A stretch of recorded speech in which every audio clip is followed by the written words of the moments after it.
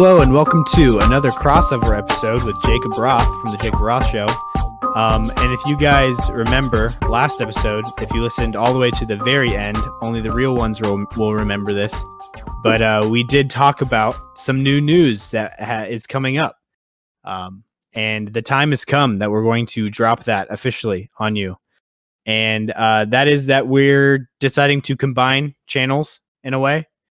We're going to be converting this podcast that you're listening to right now, the LoJoWo podcast, into the Next Man Up podcast is the interim name that we're going to go with. Yep. Yeah.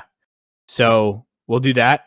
And so it's, I guess, going to be officially the two hosts of it are going to be me and Jacob.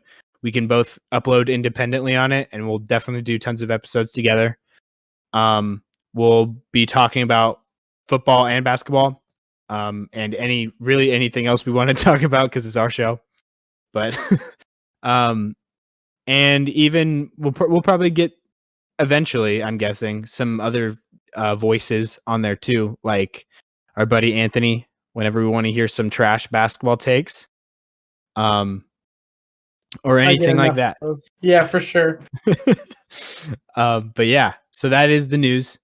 We'll be doing that. I think it's going to be beneficial for both of us, just because it gives me another guy to talk to and make the podcast situation, I think, a little bit better, editing wise, and also like final product wise. I think is much better when there's another guy on here. It's more of a conversation. And then also for Jacob, just because, you know, he has a lot of stuff going on because he's a college student. So him uploading episodes is pretty sparse lately. And I think that me carrying the uploading load a little bit allows him to just thrive in his talent of talking. So I'm glad to be his support for that. But yeah. But yeah, I've never been hyped up that much, and I really appreciated it. Yeah. So I'm super excited for this. I think it's going to go really well. Like Logan said, I think the fact that just us being able to keep each other accountable, like, yo, let's record an episode tonight, and not just, I want to record this and then not doing it, because that's what happened to me a lot. Or I'd record an episode and then realize I don't have time to edit this, and just kind of having someone that can keep each other accountable, I think that'll help a lot. Super excited for what's going to happen. Yeah, so. For sure. Rock and roll. Well, so off the bat, we should probably jump into what's going on right now, which is Monday Night Football. And it is a big game. Even I know that, just because of, like I said to Jacob earlier, the last names of the two quarterbacks going up against each other. I know who they are. So, yeah, it's 27-10 right now in favor of the Chiefs. The first half is about to end. But yeah, Jacob, do you have any initial thoughts of the first half so far? So I've been watching. I was working, so I wasn't able to get the whole first half in. But I've kind of been watching here and there, and I've just not been impressed in any way, shape, or form with Baltimore's off. The Chiefs' defense is bad. That is not a question. That's a fact. They're pretty bad. Consistent. They're not like super bad because like they won a Super Bowl. They're not like the worst of the worst, but like there's a lot of things that do better. But I mean, they're forced in turnovers now. That like just before, as you were giving an intro, Lamar Jackson got strip sacked like right before he got the ball moving forward. Chiefs fell on it right after that. A big touchdown to McCole Hardman. So like Chiefs offense is humming, going well. Last week with the Chiefs, it was kind of wild because they struggled with the Chargers, and it's been a whole craziness. But this is definitely the future of the NFL. At least quarterbacks, I think, are gonna play a pretty big part in what the future of the NFL is gonna look like. Both of them a little bit more mobile. Mahomes obviously got that big contract in the offseason. And Jackson's going to get his bag here in this next year. So it's definitely very, very everything going anyway. But yeah, so that's kind of all I got for this game right now. I've been watching. Chiefs look good. Ravens don't. That's where it's at this far. But second half just ended. So who knows what's going to First half just about ended. Yeah, second quarter. Yeah, numbers are hard. I almost said second half earlier too. But yeah, like you said with the Mahomes. I was just curious. Mahomes got his bag last offseason. I remember that happening. But so is it similar to the NBA where their first rookie contract, is a 4-year, and they after the third year is where they kind of sign an extension usually? It's similar. It's not the same, but it's pretty similar. There's a lot less team options aren't a thing in the NFL. Oh, really? You're also guaranteed money in the NFL, and you're not guaranteed in the. Wait, maybe I have that back. Too many sports bouncing. Yeah, I think NBA all the money is always guaranteed. NFL some of the money isn't. Yeah. So but the NFL though, I'm pretty sure they do get a 4-year contract, and then teams have like a thing like that's like rights that they get to extend the player. It's like yeah. But like there's a minimum rookie salary. It's 4-year. First round picks can be extended to 5. And it's a whole thing. I need to look into that more. I wasn't ready for that. No, sorry. No, it's totally fine. It's just something that like in the NBA, like you hear a lot more about contracts and stuff like that. But in the NFL, it's just like guys need to be paid. This is what people get paid. And a lot less like nitty gritty and stuff like that. And I think that 2K probably helps a lot more with that too, because you're like, when you sign a guy in 2K, it just is a lot more in depth in the Madden games. So. Oh, really? Yeah, I like it. I think it basically runs with the same rules of the actual league in terms of how you sign contracts and stuff. Except for like those specific bonuses, like making all NBA teams and stuff. But so I guess I do know a little bit about it because of just playing like my GM and stuff. Yeah, for sure. But I also like in off seasons look at a lot of players' contracts on Spot Track and stuff like that because I'm interested in some teams in their free agent signings and things. Usually I'm usually weird because like, you know, most people will just be like, oh, where's Kevin Durant going? Where's this person going? Which I do care about that too. But a lot of times I'm also like thinking about all these role players, like interested in where they're going to go. Yeah. Like Kent Bazemore a couple years ago. Hot topic. No, and that sounds like a joke, but that was real. Like I remember having a conversation about it. Yeah. Because he was, and then, but you know, there's a lot of role players that they're not the big names, but like this offseason is one where there's not very many big names moving like at all in terms of being a free agent. But there's a lot like Fred VanVleet. I feel like he's dancing past role player, but there's guys like that who like where they go could change the landscape of the league. Yeah, like Gallinari, Dragic, all those guys. Well, Dragic, like let's say Dragic goes, you know what sounds pretty cool? What? Los Angeles. You know what I mean? Like Clippers or Lakers? Either one, honestly. Oh, okay. For Dragic? Yeah. Yeah, I think I do honestly. Yeah, both teams would actually be really good for him. They would. He does his job very, very well. Yeah. Also, Mavericks would also be an interesting one. That I don't even want to think about that. I don't know. No. Okay. No, that would be so spooky. Like the Mavericks are already a team that I'm excited to watch, but that would just make them like crazy. That's not what they're missing, but like it kind of is. And it's like also the big veteran presence that he provides, which is weird because he's not super old. He's older, but he's 35. He'll be 35 next season. Oh my goodness, he is way older than I thought he was. I thought he just like crested the hill of 30. No, he's 34 right now. How many seasons was he overseas for a while? He came into the league I think when he was like 21, 22. But so a little late, but not super late. Yeah, but his first several seasons, you probably didn't like. I hadn't even like really started watching basketball yet. He was in Phoenix for a long time, like longer than I even knew. See, that's like, what I think is I just didn't realize how long he was in Phoenix. When he won Most Improved Player, he was like 28. Oh wow, that was one of his last years in Phoenix. Like he was Shaq's. It was when Shaq was in Phoenix when he was a rookie. That's wild. Yeah, that's actually super wild. Yeah. So yeah, he's older than I think a lot of people think. Just because it feels like he hasn't been around super long. Just because his like where he kind of shot out of nowhere was in the early part of this decade.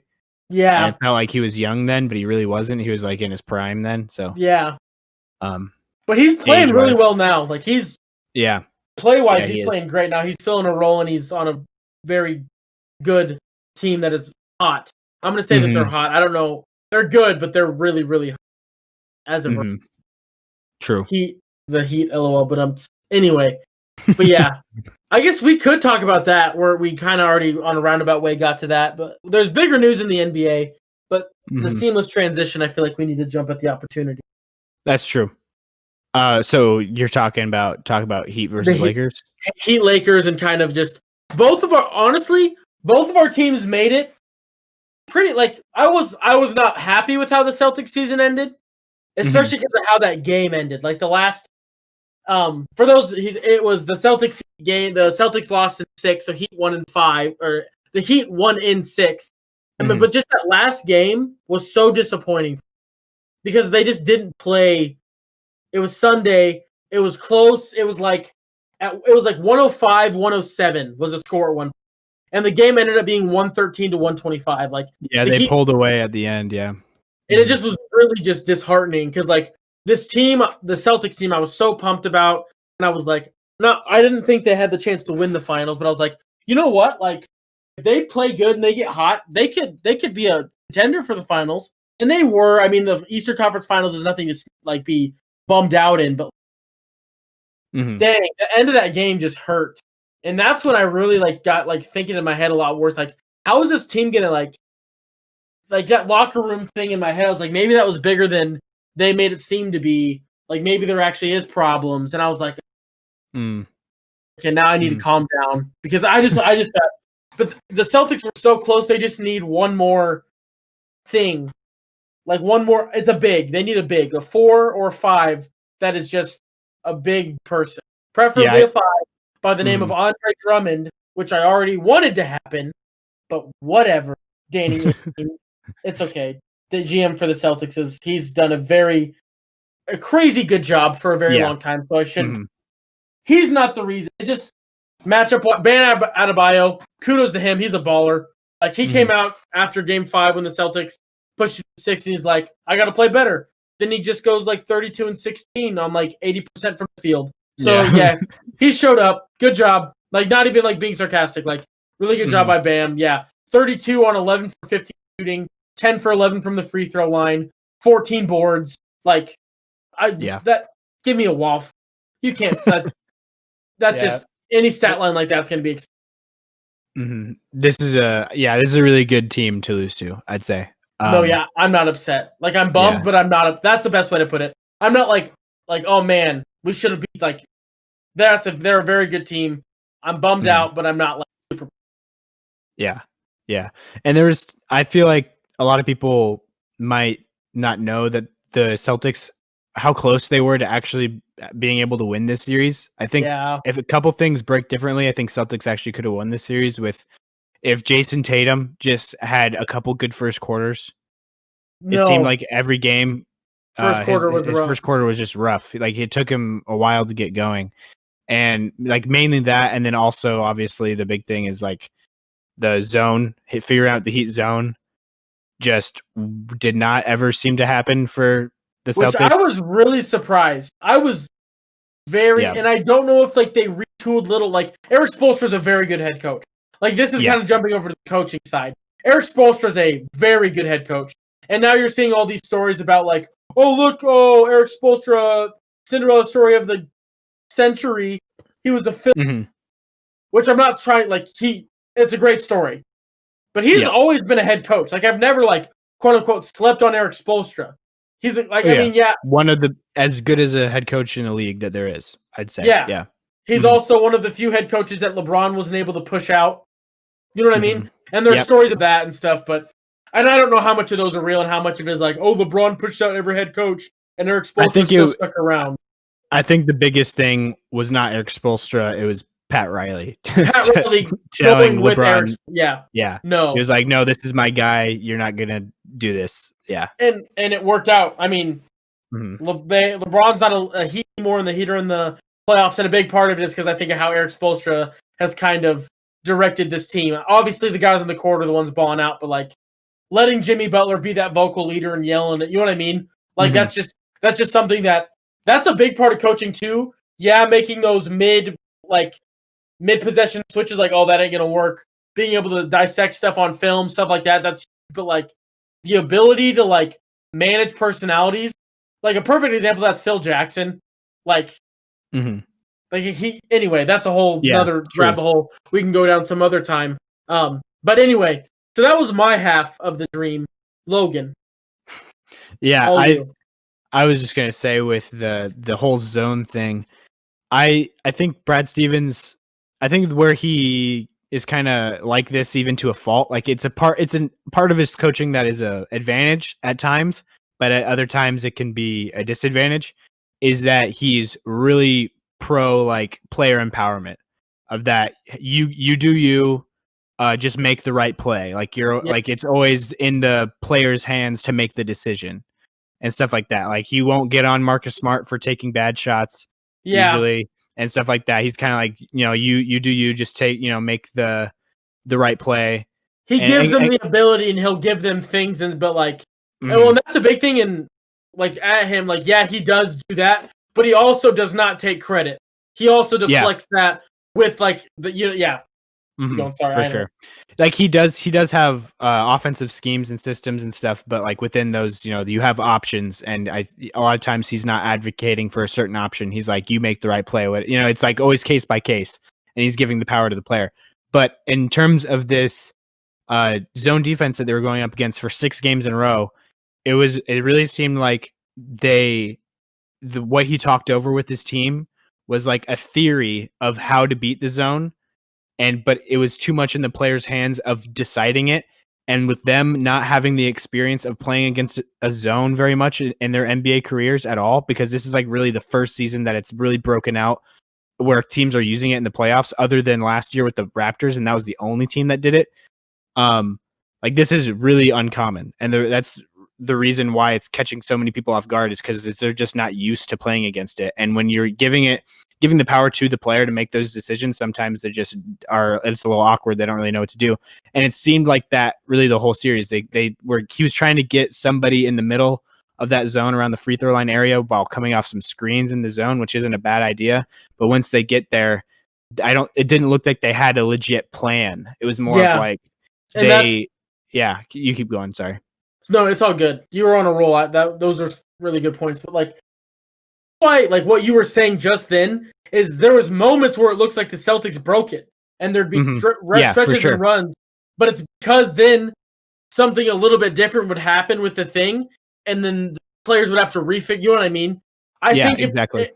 if for some like if they were to play another series of 7, I'd be curious. You know what I mean? Because Hmm. those guys Yeah. have seen that, and you could remove it way down the line type of thing. Like even next year, the same Heat team hits a Celtics team that I think will be pretty similar.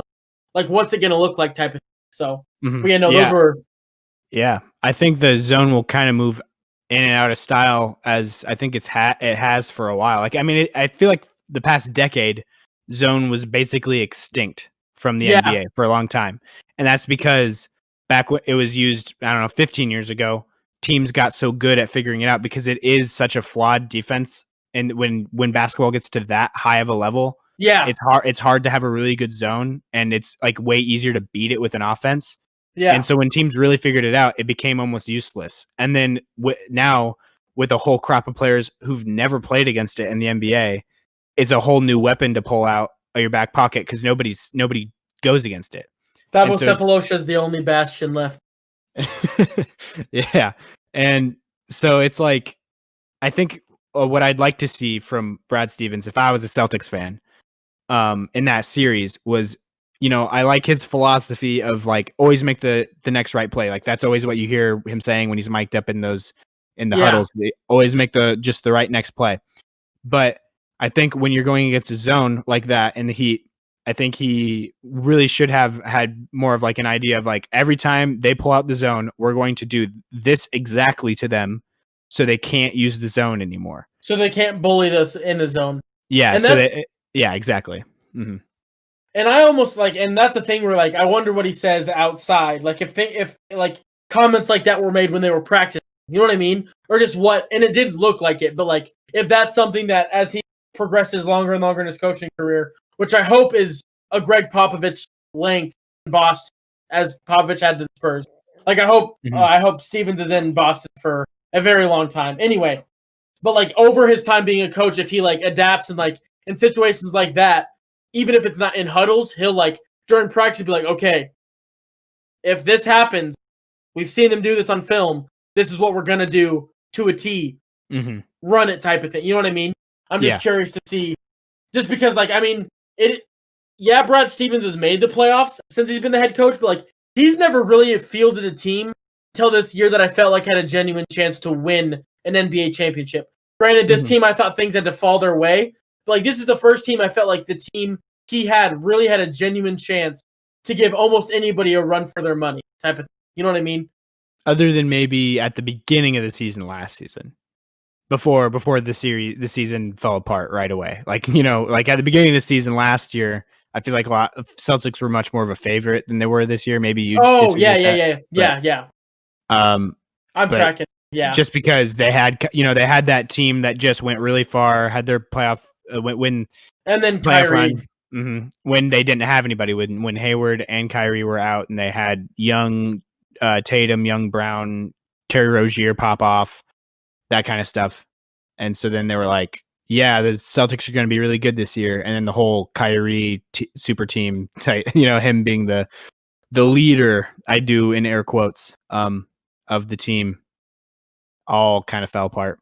He's a locker room cancer and he'll never change. Yeah. I feel about him like I feel about Kyrie Irving how like Pistons fans feel about Michael Jordan. Totally different reasons. But like they just don't like him because he's who he is, Like you were like, no, get that away. Don't bring it up. That's how I feel about Kyrie Irving. I bought the 2K because it was Kyrie in a Celtics jersey and Tom Brady on the other. I was like, this is cool. Both of them are my teams. Nope. I wish I didn't own it.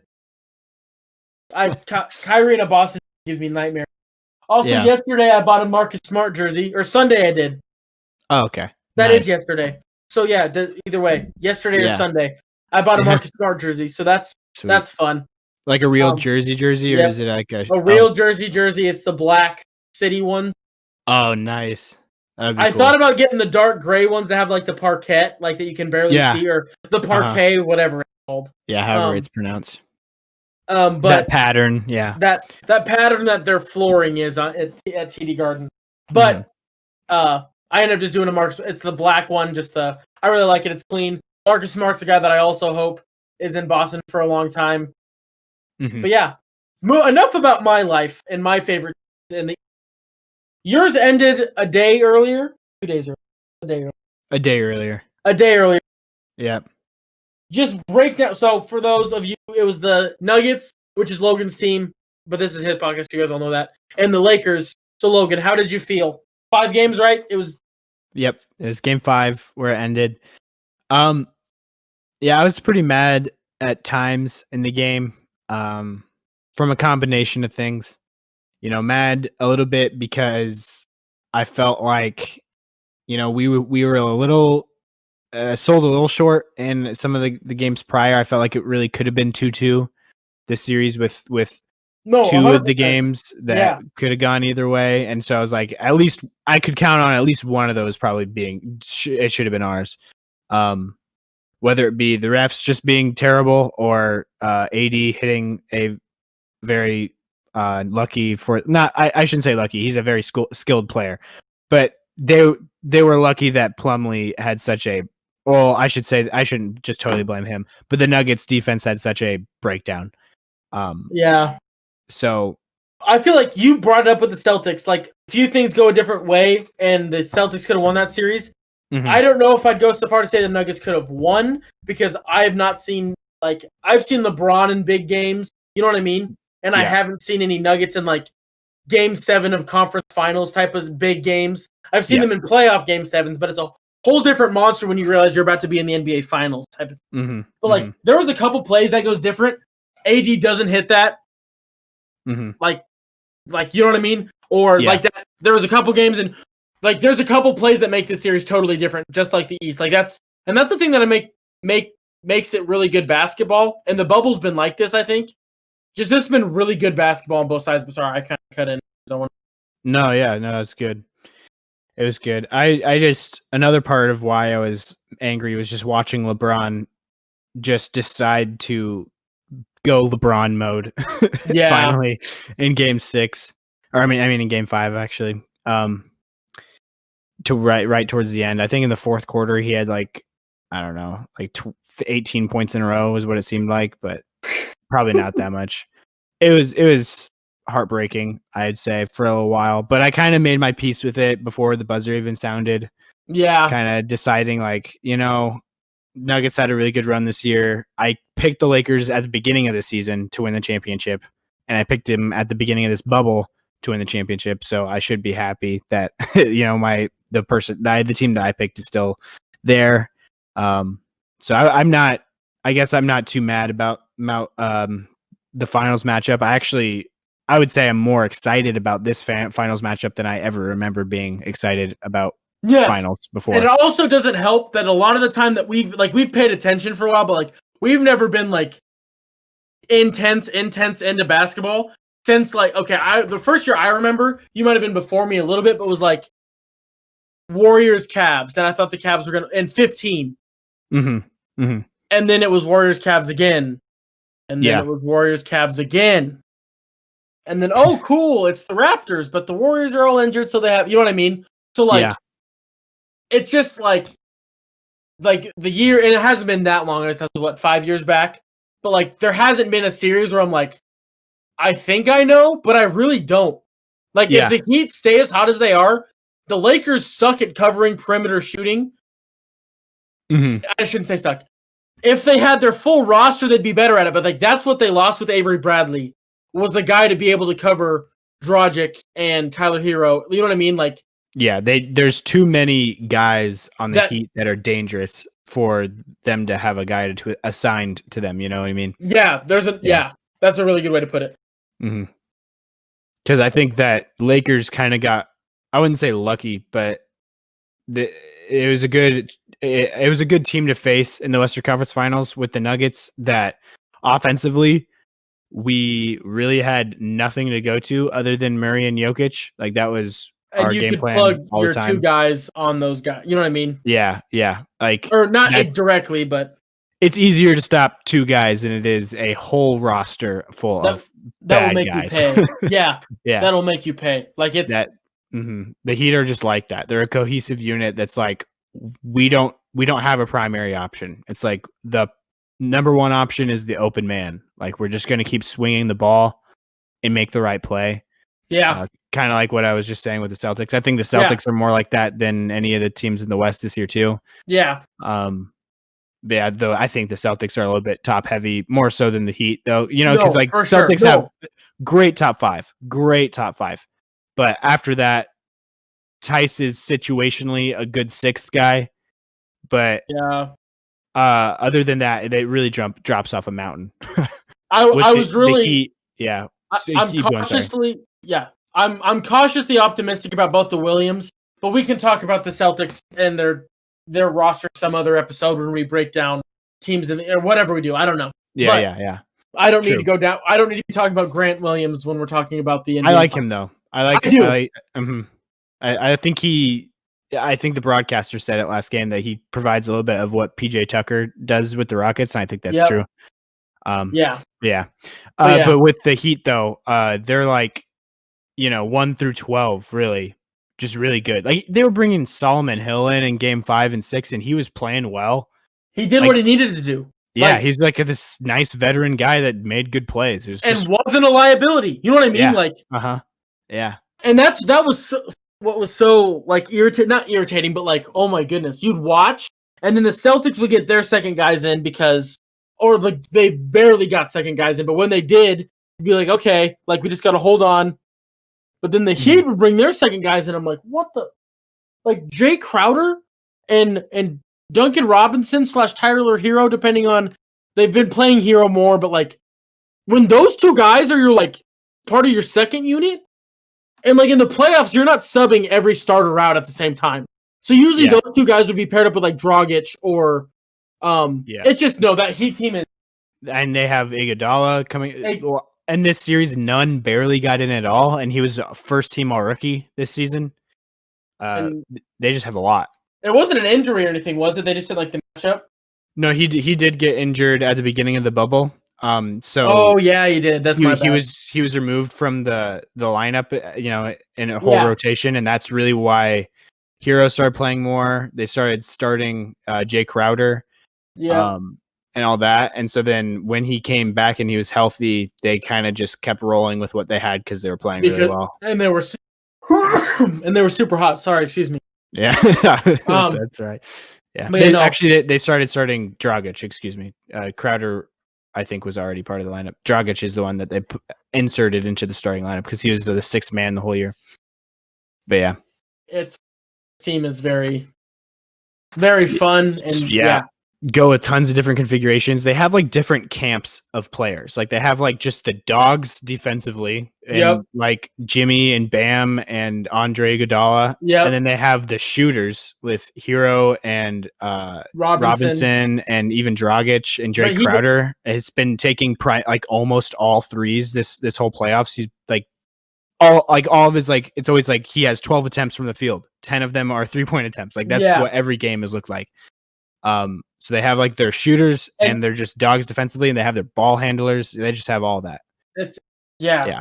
And some guys cross over into both camps. It's wild. Honestly, a big thing for this series for me is I think it's going to be the matchup between AD and Bam.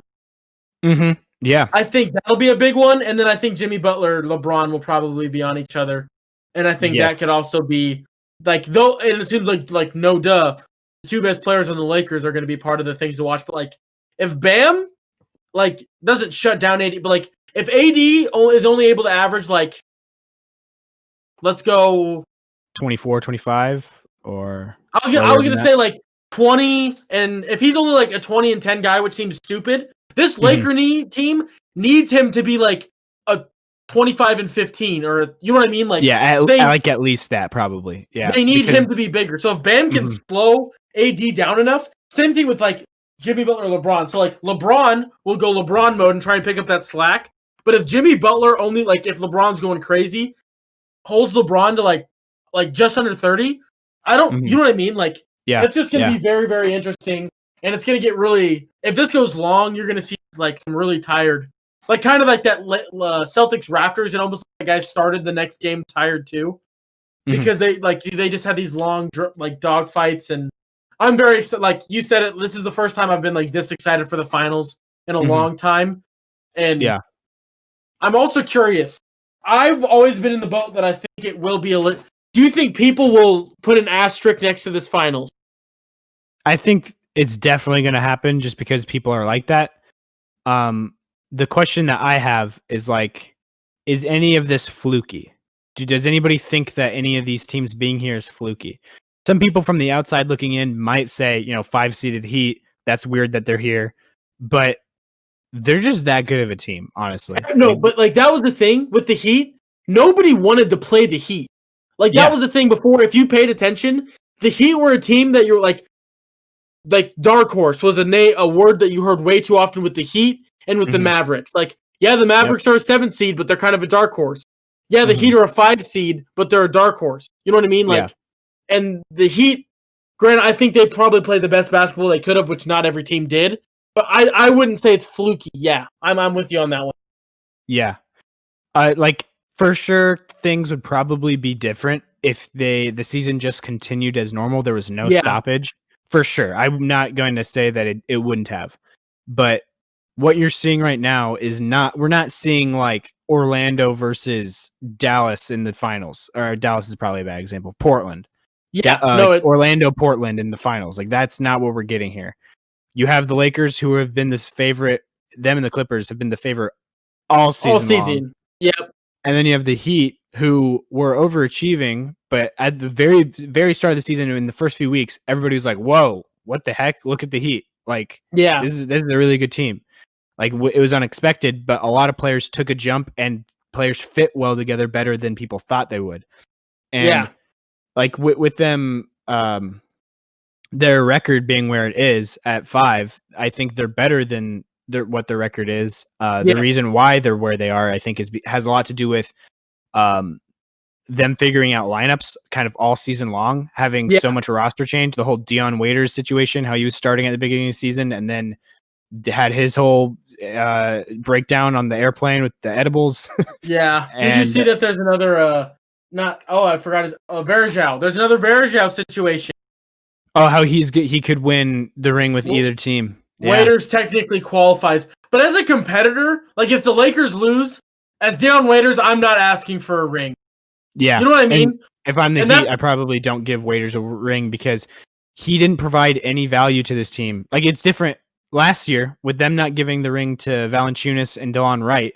That was a robbery, in my book, because they played there all the way up until the deadline, and they're the only reason they were able to trade for Gasol. They're the people they gave up for Gasol. Like, that happened. Does this happen to Verjao twice? Really? Did it? No, I said remember Valanciunas. Oh, okay. Did I say Verjao? Oh, no, I got the I might have said Verjao, but I meant Jonas Valanciunas. Yeah. No, you're right. No, you're right. Because they traded him to Memphis for Gasol. And Gasol was a big part of the reason they were able to win last year. I don't think they win the championship without Gasol last season. No, he played so well in that final. Yeah, even to get him to the finals for sure, like, against the Sixers guarding Embiid. I think Philly, 100%, and guarding Giannis was huge for them too. So without him, they would have had Valanciunas down there, which is a very different look. I don't think it would have been the same. Also, so yeah, that's the big thing. I think Valanciunas probably should have deserved at least more so than Waiters would this year for sure. Because Waiters, they didn't trade him away; they just dropped him. They cut him from the team, and he wasn't playing for the team. Yeah. So what has he provided? You know? Yeah, no, I was talking about because like it was the 16 whatever finals. Verjao was playing for the Cavs, and then it was Cavs Warriors, and he got traded to the Warriors, or he got picked up by the Warriors. So technically, like it was the exact same situation where both teams, like he had enough percentage or whatever for both teams to get a ring. Yeah, I didn't realize that they didn't give Valanciunas one. Or DeLon Wright, which Valanciunas probably would have been the bigger one because he was the main centerpiece of that trade. But yeah, I get like the whole you weren't with the team when we won. You know what I mean? Like I get that. But if what's his? I just totally spaced. Dion Waiters, if he asks for a ring if the Lakers lose, I hope he gets clowned. I hope the whole world just exposes the man just for being an absolute anti-competitive clown. He's not even doing anything on the Lakers. Like, he's a body, and he shows up sometimes, but, like, he's more just a chubby body. I think he can provide a bit of spark plug scoring. I don't know if you'll see him at all in the finals. That'd be a surprise to me, but he did that earlier in the bubble. So I guess, he's not nothing, but I get what you're saying. Also, I think I might be just backing up a little bit because he's a Syracuse guy, and I have to stand up for my bros. But that's fine. Yeah. Speaking of our college teams and their guys, this is we've had flawless transition. This one's a little bit extended, but there is a new coaching vacancy in the NBA that is potentially going to be filled with an ex-Nebraska baller. But let's talk about the vacancy before we get too ahead of our. Yeah, true. So Doc Rivers did release a statement. Was it today? I think it was today. It was today. That he's resigning and stepping down as the Clippers head coach. Honestly, he sounded kind of sad. I feel bad for Doc Rivers. He probably got a ton of smoke from just the world, making him feel bad as a coach and a failure of a coach. Because holding that, how he's given up 2 or 3-1 leads, which is he's the only player to even give up 2. Only coach to give up 2. So there's that. But he stepped down and said, like, basically he had these goals to make it a reputable association franchise where they can draw free agent attention and kind of put it on the map in this Western Conference, make them a perennial playoff team, and ultimately compete for a championship. And he said he feels like he's accomplished a majority of those goals, but the main one in winning a championship, he feels like he will not be able to see through. And so he thinks that this roster is good enough to make it there with the right leadership. And he basically left it at that. So it sounds, a little bit, I would say, self-deprecating. See, More my than thing, I What? wonder. I don't know. Like, I'm not a big Doc Rivers guy. I think that he has never made a team perform better than anticipated.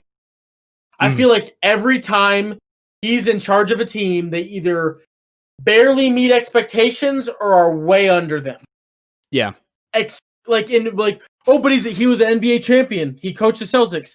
That Celtics team got such a lift from free agency that wasn't him. You know what I mean? Like, or trades, but yeah, because they traded to get the big three. Was it both trades? I thought one of them was free agency. I might.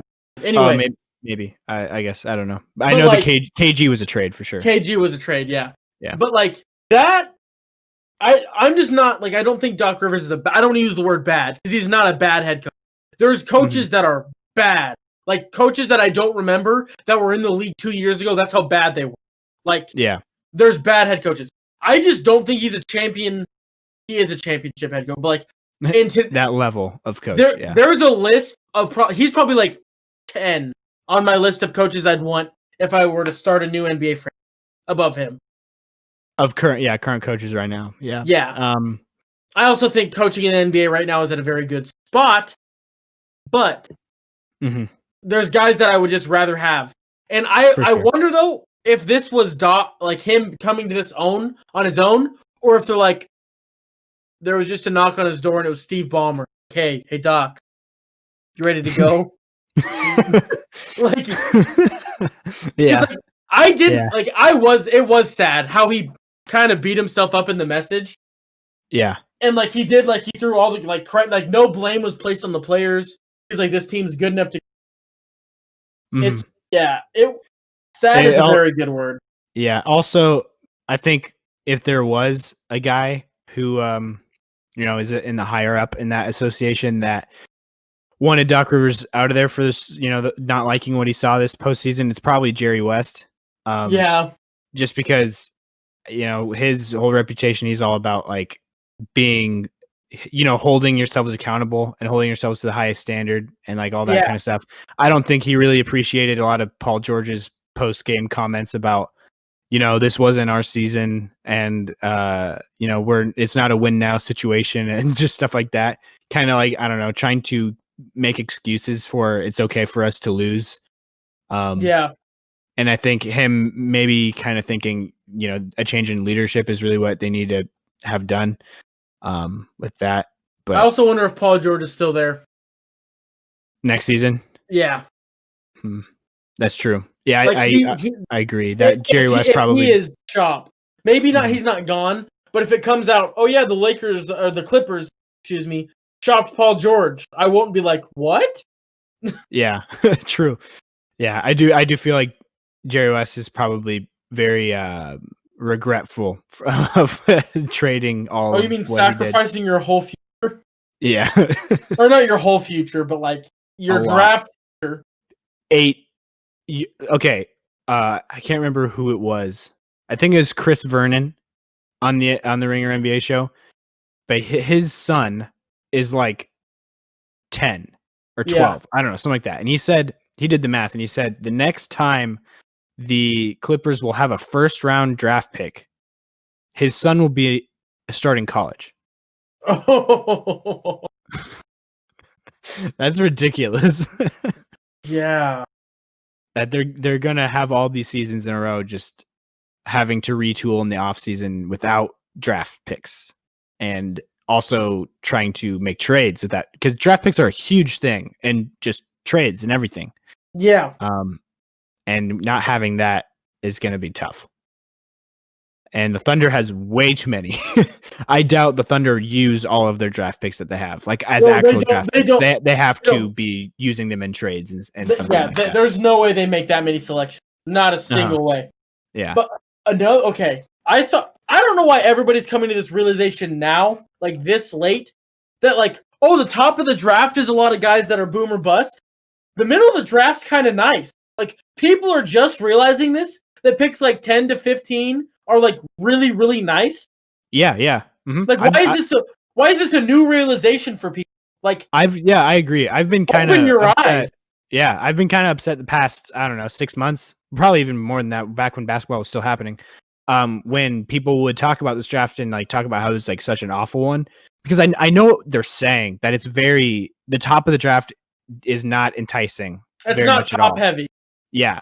But like there's so many guys like in that late lottery range, like I don't know, 5 through 30 really, are all just like there's so many long, nice guys that would really fit this league. Like good Yeah. switchable defenders that can shoot. Like that's like if I was a GM right now, that would be like what I would salivate over. Like a player like that. And there's tons of them in this draft. No. Yes. That's why like I was bummed initially when the Grizzlies were doing well, not because I didn't like the John Morant story and everything like that, but the Celtics get the Grizzlies pick this year. Mm-hmm. But then, like this whole thing, I was looking at, I was like, who's coming up? Because like I remember hearing about Zion and RJ and Ja and all these guys coming, Kendrick, like all these people. I didn't really hear about Kendrick. That's a person that you got hyped about early last season, like or this season. I guess it just feels like last season because of the break before the bubble. Sorry, who? Kendrick Nunn. Oh, Kendrick Nunn. Okay. Yeah. So, but like, I was looking at the guys where that Grizzlies pick is at. Fine. I'm not upset. Granted, the Celtics don't need another like stretch wing, but don't you have 14? Pick 14 this year? I think that's what it is. I think so. I guess I don't know for sure, but Danny Ainge moves stuff so often it's hard to. Yeah, we have pick 14. Okay. Last one of the lottery, but like I'm Jay chilling at 14. I'm not upset in any for sure way possible. You're gonna get good value there. I think this might be a draft where you see a lot of the guys at the top. Maybe not a lot, but you might see some teams at the top trade down. And if I'm Golden State, I'd trade down. Yeah, like honestly, that'd probably be good. James Wiseman isn't bad. Deeper. No, because you're like a team like Golden State. You don't need to go find a guy because you have two of them. And drafting James Wiseman, like, what are they going to? I mean, I guess he runs the floor really well, so it works for them wanting to play fast. But I think Marquise Chris runs the floor pretty well too, and he's a lob threat. Like he's going to provide a lot of what they want from James Wiseman. Yeah, and they already have him. So why would you not just back further into the draft and get? You know what I mean? And get 3-and-D guys. I think is even a better option for me personally. But there's no top of the line 3-and-D guys. There's just like kind of like the more lower like for role players. The only top one is Anthony Edwards. I would say he's the only one that has like 3-and-D potential as a star. And he's down. He's gone top 3, arguably 1. Yeah. Yeah, probably. Just fit wise, he's probably gone 1. Mm-hmm. Yeah, that's true. Where do you think LaMelo goes? I don't think he's going to Golden State. I doubt that. No, I highly doubt that. I would honestly, I could see him going to Minnesota more so than I would see him going to Golden State. Even though that's unlikely to because it's number 1 pick, but I don't know. With this weird of a draft, really crazy things can happen. I think it reminds me a lot of the Anthony Bennett draft where guys like nobody was really sure of like where guys were going. It was kind of like, oh, this guy looks really good, but he has these downsides. Yeah, or this guy looks really good, but he has all these downsides. And so then, like that's how you get a guy like Anthony Bennett getting taken off the board at number 1, who was like projected to go like I don't know 9 or 10. Yeah. And you know because Nerlens Noel was probably that whole year the favorite. And I think Noel's kind of like this year's Wiseman. Except for Wiseman's not really struggling with injuries. It's more so he didn't play in college hardly at all because it's the whole Memphis situation. Yeah. But, yeah. And I think the thing also about that draft is people like, why do they not like Giannis project player? He was a guy that you like. He's got the intangibles. We like his personality. We're just gonna have to like, not tank, but like. Just have him take a roster spot, get minutes, grow as a player. Like there was a lot of guys like because like looking back, that draft wasn't terrible. Yeah, Anthony Bennett, but you got Oladipo out of that draft. You got Giannis out of that draft. You got, I guess, Noel's kind of turned into a role type player out of that draft. Mhm. But you got a lot of guys. He had star potential coming into it for sure. Yeah. No, yeah. You got a lot of guys like that in that draft. So it's not it's not as big of a it's not a widely blanketed bust type of thing. Yeah. True. It's crazy. NBA's crazy. I'm excited for the final. I'm excited for next NBA season. I'm just excited. Sports are back, and I'm loving every second. Mm-hmm. But yeah, so we should probably mention, as I think you alluded to it earlier, that Ty Lue, former Nebraska Cornhusker, his jersey's hanging in PBA. Which is wild. Yeah. We should not have any rap anyway. What? What'd you say? We should not have any rap. Oh, us as a team. Okay. How is Nebraska ball the only Power 5? Only. Not even no one likes it when you use absolutes and full words that mean aggressive. The absolute only Power 5 school to not have a tournament win. What? Is that true? Yes, that's true. Oh, tournament win. One game. One game. I thought at first you were talking about national championship. I was like, there's no way that's true. But okay, yeah, I see what you're saying now. You go through every other Power 5 conference. And guess what?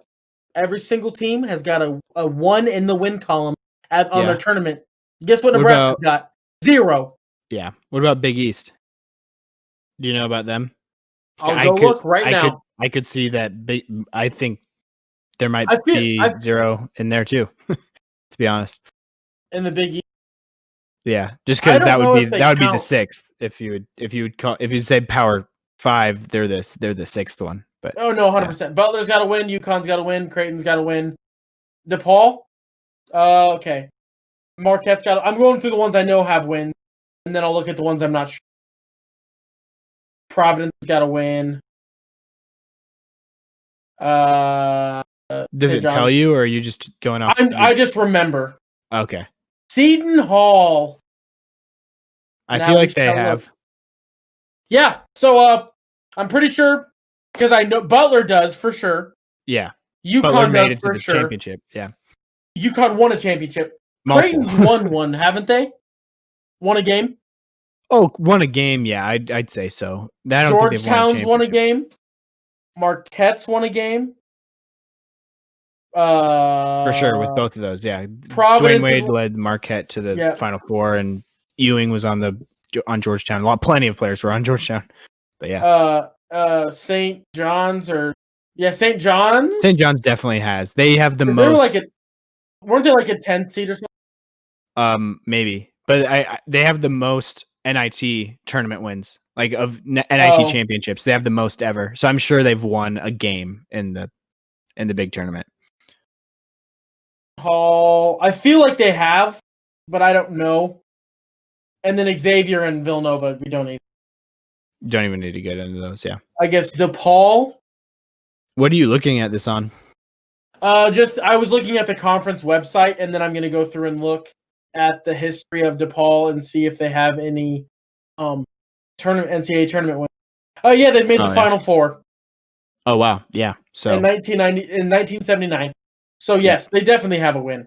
But guess what? Okay. Nebraska does it. Wow. Yeah.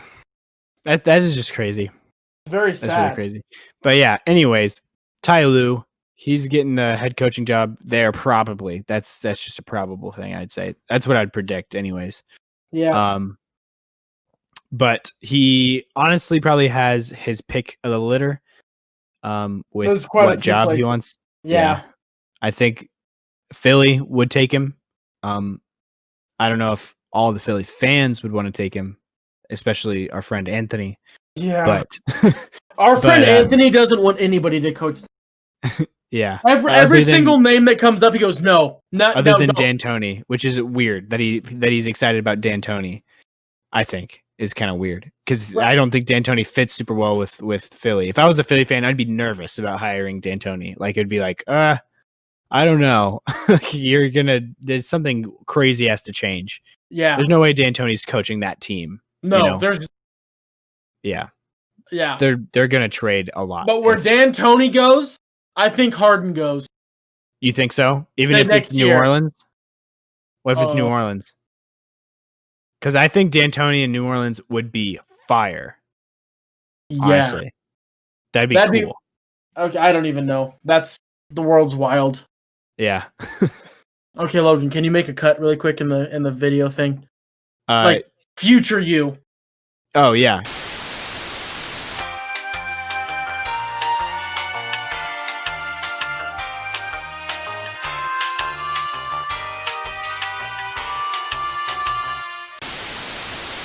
All right, so we are back. I just made a jump cut because Jacob was preoccupied. Yep. Christmas emergency. Yep. Christmas emergency. All right, so we are back. We are going to talk about I think two things really quick for sure. Number one being we kind of already touched on it, but the Nuggets. Just going to expand a little bit more on my thoughts of how this season has ended for the Denver Nuggies. But yeah, so in the Western Conference Finals, that coming into the bubble, that's really what my goal was. That's what I said a couple times. I think I said it on the very first episode of this podcast, was that I wanted the Nuggets to make a Western Conference Finals, and that is what happened. So I really can't complain there, I guess. But a lot of what the series was, a lot of what I would say pretty questionable calls. And a lot of them, if they're isolated, you can't get too mad about them. But after so many of them piled up from game to game, all seeming to kind of be more in the Lakers' favor, was just a little bit annoying. And I'm not one to ever say that the league is rigging anything, but that was a big narrative and storyline that a lot of people were spreading around and buying into. Even our friend Anthony was actually even more upset about the refs' behavior than I was in this series. So, yeah, there's that. That feels a tad bit unfair at times, but basketball is basketball. It's going to be a bit decided by the refs sometimes. That's just because of human error and things out of our control. Well, they're within our control, but they're definitely going to happen. But yeah, and then also just the fact that we have played nonstop basically every other day for months. Really, the Nuggets having two back-to-back game sevens, 7-game series, and then coming really straight into the Western Conference Finals, and then having a team that really relied super heavily on both Murray and Jokic. Jokic being in a body type that does not really support longevity in conditioning, just for obvious reasons. But and then Jamal Murray being pretty beat up after playing consistently like over 40 minutes a game for all those games, and getting knocked around quite a few times on his drives to the hoop, and having that deep thigh bruise that he got in the Utah series with Joe Ingles. He hurt his ankle in this series, I think, and it's just stuff like that. He's kind of hobbling up and down the court in Game 5, so that was kind of sad to see that everything just kind of fell apart. And also me being a bit frustrated with Malone not really trusting MPJ in any way, shape, or form. Only trusting him in like, oh yeah, 6 minutes left in the second quarter. Here, have some shots, and he makes like all of them, and then we don't use him at all down the stretch. And instead, we keep Millsap in there, who really this series has been just as bad defensively and way worse offensively. So there's that. But yeah, I'm not too salty. Just wanted to get those off my chest. And I'm excited for both the Celtics and the Nuggets moving forward. I think both of these teams will be really good. I think Jacob just texted me the other day saying like he's calling next year's finals will be between the two of us, which would be very cool for sure. And if we are allowed to go to games with the state of the world right now, if that is possible, then I would love to go. I'm absolutely down. Yeah. Granted, this is calling it way in the future, and I don't know the price of an NBA Finals game ticket, but I feel like we need to hit like game 1 or like game 2 Mhm. Nobody cares about game 2. Nothing's on the line. It's not the first game at either venue. You know, Yep. game 2 or game 4, depending on who's the home and away. You know what I Yeah, mean? I'm guessing we'll probably go to Denver just because No, where we yeah. live. But yeah. Logistically. Yep. Yep. Makes sense. But yeah. So I guess that was a bit of pouring out some liquor for the Denver Nuggets and my sorrows. Pouring out. But yeah, the Celtics had great season 2. Both teams were really good, and honestly, this close. I think history kind of sucks when these seasons aren't remembered by a lot of people, just because of how they ended, and also, also the Celtics and Raptors having one of the best games in recent basketball history. I would say in Game 6 of their series. Yep. And how that might not live up to because one of the teams didn't make it. You know what I mean? Mm-hmm. Like if the Celtics would have ended up being champions, or the Raptors, if they would have made it through and they would have been that game would have been just plastered everywhere. Yep. This is the game they did it. You know what I mean? Yep. Exactly. And I was actually going to watch that game today. I didn't actually get around to it, but because League Pass, I don't know if you know this. I don't know if it's still like this, but I checked it probably a month and a half ago now. To get League Pass, like not just Team Pass, League Pass, the whole league, they cut it down from like $130 for a year to like $25 for a year. Oh, so I got on that. Yeah. So I can watch any game that's ever happened, I think, whenever I want. And I've already watched it. Yeah, it's awesome. No, I bet. Yeah. Watched any Mellow Nugget games? Uh-huh. And it literally cuts out all of the commercials. So it's like the game, every game is like 45 to an hour max. That's how long it is. And it's just moment to, it's like play to play, basically. It cuts out all commercials and stuff like that. So I think that's awesome. But I was going to watch through definitely that game for sure. And I think after this whole postseason is over, I'll probably watch through a lot of the Nuggets games and any of the other ones that I thought were memorable. I might even go back to last year and watch like that, the Sixers and Raptors game 7 where that's Kawhi hits that shot and everything. Yeah. But yeah, those will be fun. But yeah, and then also continuing with obviously the most important thing about this series or this season is the finals. So Heat versus Lakers. One thing I think a lot of what I've heard from casual fans, I don't know if you listened to my last episode, but I kind of went in on a lot of casual fans talking about things that people say. Namely, I might cut this part out, but I might also just throw him under the bus. But namely, our friend, kind of, he's a guy he doesn't pay attention to the league for most of the season and kind of starts paying attention around the conference finals. But he has pretty fully formed opinions about things sometimes, and we'll argue about them. Like we were arguing about how he thought the Celtics would be the better team to beat the Heat, beat the Lakers in the finals. And I don't think that's a horrible case or anything, but he was that's not as cool. That's not that hot of a. Yeah, but the thing that was he was completely just overlooking the Heat. Like he was like saying that. Yeah. I was just confused by it. I was like, "What are you talking about?" Like he kept saying stuff like the backcourt of the Heat is too small, which I don't know where he got that idea. Dragic is 6'3", Hero's 6'6" or 6'5", Duncan is 6'7". If you count Jimmy as a guard, he's 6'8". Like I don't know. the Celtics probably have a smaller backcourt. No, for sure. And then also Smart barely hit 6 foot. Kemba's at short of 6 foot, or maybe Kemba's 6 foot. I think he's probably like 5'11", but yeah, somewhere in there. And then I think the biggest thing is the Heat have veterans, and then also they have defensively people that can match up. Like the Celtics might have some people that you could throw on LeBron. Sure, they got Tatum, they got Brown, heck, even Smart sometimes. Yeah. But they don't have who's going to guard AD in a playoff series. Who plays Daniel Tice.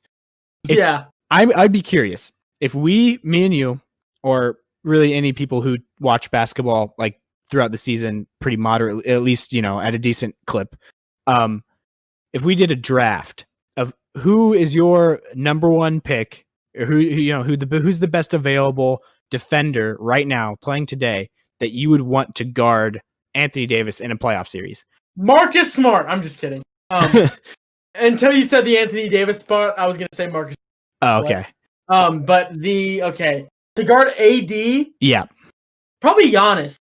That's fair. That's fair. I would probably also say Giannis. Or Bam is another one. Yep. Coincidence? I think not. Yeah, that's exactly what my point was. Yeah. Was that after the first really two, I'll modestly say even 3 picks, you're going to pick Bam. Like he's going to be one of the best options in the league to put on Anthony Davis in a playoff series. And he, coming into the Bucks series, it was the same type of thing, just with the Giannis, him on Giannis.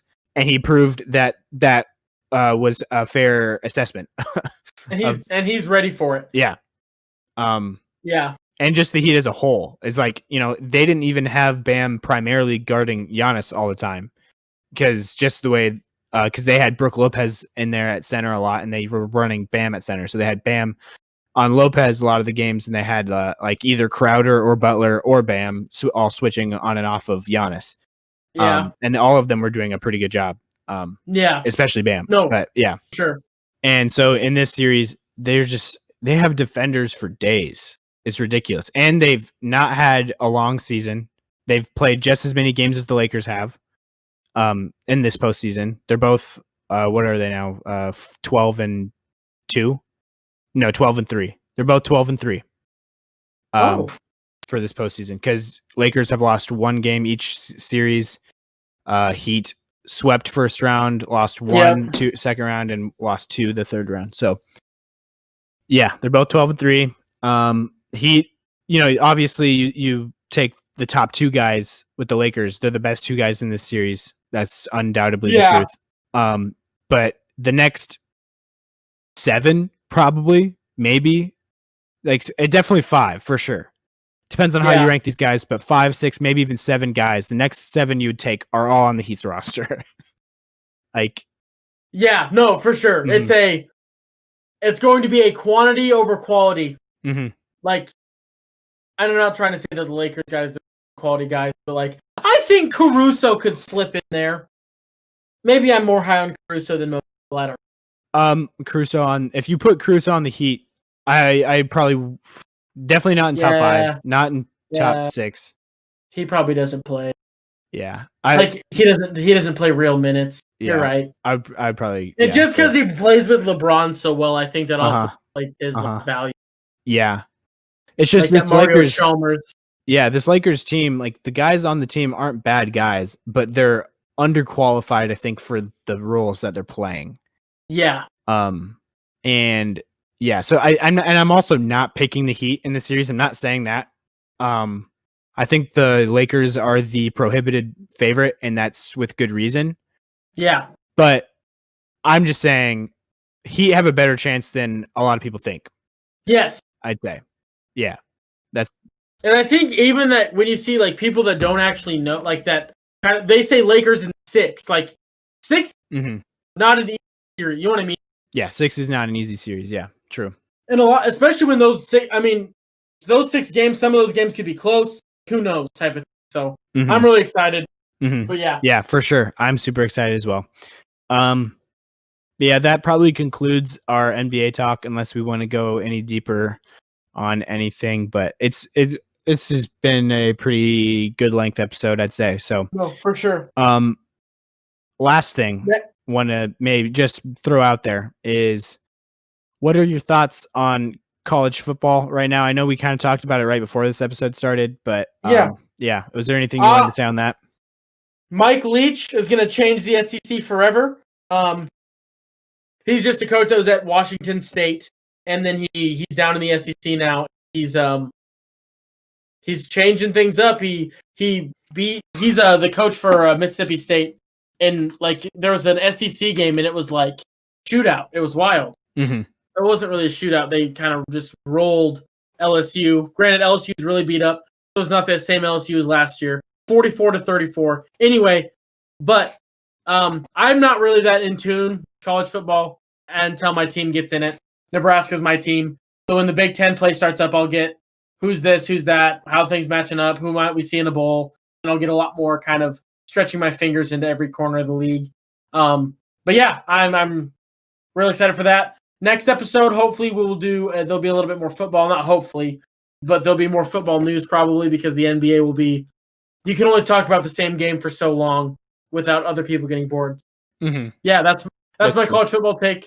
And I'm super pumped for this whole Next Man Up podcast thing going forward. I think it's going to be really good for me, especially.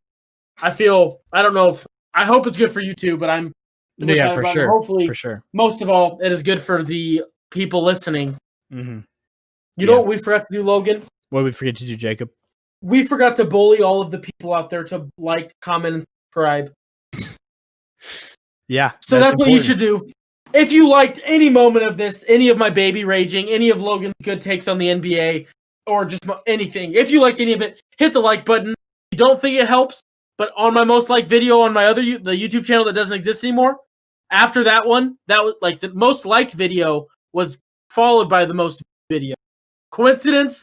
I think not. Be sure to comment something you'd like us to talk about. If there's something going on in the sports world that we don't hit during this episode, bring it up. And yeah, subscribe if you enjoyed it enough so you get notifications. Logan. Yeah. So I think I'll be switching the channel, I don't know, within the next 2 days without a ton of NBA games going on right now. I'll definitely have more time to do stuff like that. I think that's going to be nice that it's like every other day. Now we're going to have a game instead of every day. But yeah, I'll switch it up. I don't know, Jacob, do we have an emblem yet or a logo? I have been working on one kind of, sort of. Okay. So I can get you one sent. That'll be a big reveal, big fun deal. Mm-hmm. But yeah, I'll probably keep all of these episodes that I've done on the channel, just called the LoJoWo podcast, and I might add to that. Like on the channel on YouTube, it will be in a playlist called the LoJoWo podcast series. And then on Spotify, I think they're just going to be the first episodes in the feed, and they'll say that's what they'll be called.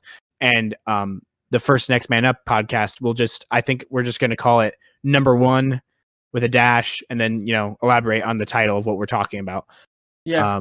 And it'll have the Next Man Up podcast logo on there, so everybody will know what it is. Also, we should maybe also record a little bit of a trailer, because I can put up a trailer on our Spotify for people to listen to, just like on the feed, and like a 2 to 3 minute length thing.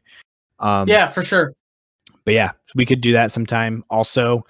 But yeah, I'm excited for this for sure, just because I like doing these podcasts, and I think that they get really boring for even me when it's just me talking. So it's fun sometimes, but I think it's nothing like having another person, yeah, to for sure. bounce stuff off of and everything. So I think that is where we're going to see the best growth for both of us in this, and I'm really excited for that for sure. Before we close though, just because it is a big game tonight and we haven't really talked much about it. It's still going on right now. It's in the fourth quarter. I know that we probably haven't been paying attention to it. While I have been. Okay, you have been. The Ravens mounted a comeback, and then the Chiefs squashed it with the good old left tackle Eric Fisher going out for a pass, calling himself an eligible receiver to make the score. Is it 34-20 now? Yep, that's the score. Yep. So yeah. Yeah. So how good do you think the Chiefs are going to be this season? You think they're going to go undefeated or no? They have the potential, but it's really hard. Andy Reid's not the best time manager. There'll be a team that gets them, but the Chiefs are a good team, 14-2. Yeah. And then so your Patriots, I saw they beat, who'd they play on Sunday? They beat the Raiders. Cam Newton is looking like a comeback player of the year, and I would argue of MVP, but Russell Wilson exists, and he's on pace to throw 57 touchdowns. Or 75 touchdowns. I flipped the numbers, which makes it even spookier. Wow. Anyway, no, Russell Wilson's insane. He's averaging like 5 touchdowns a game. Absolutely. Yeah, true. That's through 3 weeks. That's not even like, oh, 1 game he's averaging 5. Ha ha ha. No, it's through 3 games. Yeah. It's wild. That is wild. It's absolutely wild. But yeah.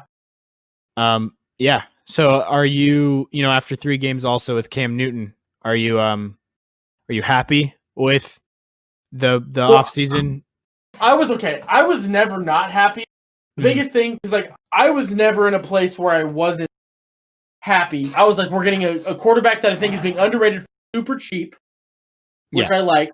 Mm-hmm. I wasn't like a Cam Newton hater. I didn't love Cam Newton, but I wasn't a hater. Like I didn't hate his off the field stuff didn't bug me. I was like, he dresses fun, but that like a little different, but that's his thing. Like, you know what I mean? Like, I wasn't a hater by any means. True.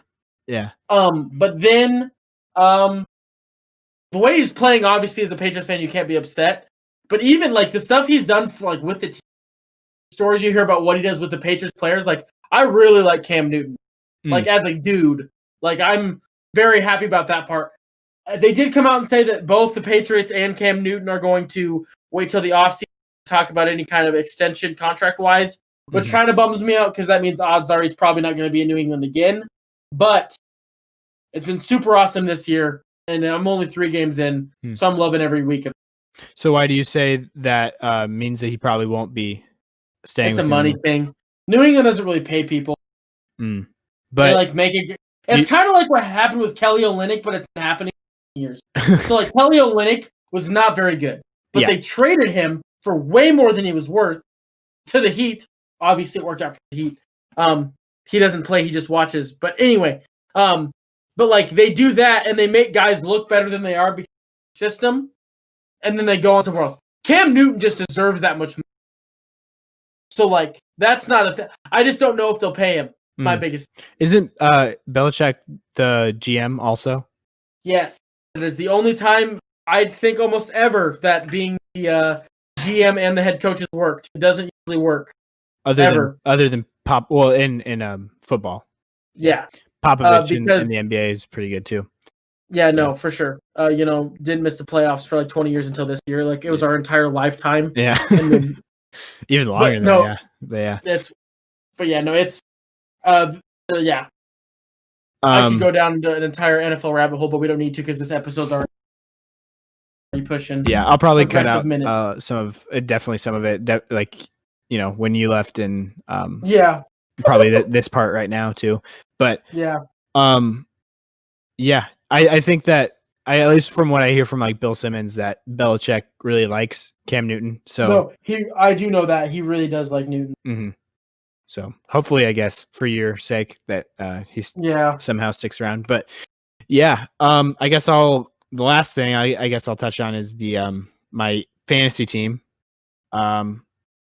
Last 2 weeks were pretty bad, like I explained to you. I don't know if you remember that, but how I went up against the number 1 and then the number 3 scoring teams in their respective weeks. Even though I'm the 3rd highest scorer across both weeks total in our league, I'm 0-2. But this week looks like it's my week. I'm That's good. Projected to finish with 120, and the person I'm going up against is projected to finish with 84. So a bit of a thrashing. Also, I had my Buffalo. Who's the Buffalo quarterback? Allen. Oh yeah. Josh Allen. Yeah, Josh Allen. I saw his face. So he's like an in shape me. I'm just fat Josh Allen.